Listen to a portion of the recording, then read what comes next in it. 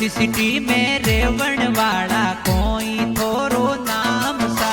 देवा रमजे नाम कहीजे प्यारो घणो लागे सा किया नगर में रेवण वाला कोई आपरी जाति सा एकल गाँव में रेवण वाला सेवर जाति प्यारी सा इंस्टा पर थे रीलो बनावो रीलो ट्रेंडिंग साले